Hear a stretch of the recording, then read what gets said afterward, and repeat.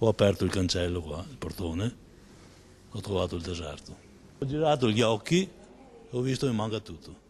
Tre trattori. 3 trattori. Il furto subito a fine novembre dall'azienda agricola Masona Torreselle di Piombino Dese, campagne anche nella vicinissima Badoere, ha aperto una stagione drammatica per le aziende agricole della Marca. I furti di trattori, mezzi che costano anche 100.000 euro, non sono più casi isolati, ma si contano a decine. 3 trattori a Cessalto, bottino oltre 250.000 euro, altrettanti a Motta, 2 a Resana, ritrovati questi ultimi grazie al GPS in un camion con targa rumena pronto a partire per l'Europa dell'Est. L'ultimo furto è notizia di queste ore in un'azienda agricola di Vittorio Veneto, una recrudescenza di colpi che ha portato la Coldiretti di Treviso a chiedere aiuto alla prefettura con il presidente Giorgio Polegato che ha incontrato il prefetto Maria Rosaria a Laganà. Creerà un comitato ad hoc per questa emergenza appunto con le forze dell'ordine in modo da capire come poter prevenire questi tipi di reato.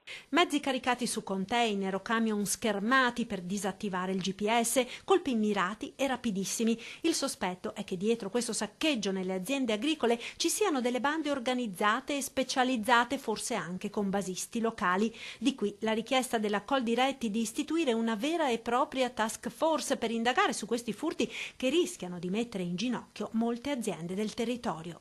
Comunque i mezzi vengono caricati su dei camion, su dei rimorchi, perciò li portano via interi e nonostante abbiano gli antifurti, nonostante non abbiano le chiavi su, loro comunque hanno questi sistemi e poi non si sa bene dove vadano a finire. Poi chiaramente le assicurazioni dove nel caso sia assicurato, chiaramente non coprono mai la spesa personale e uno si trova che ha speso magari anche 100.000 euro per un mezzo, si trova magari a distanza di poco, magari con valore non dico dimezzato, ma quasi insomma.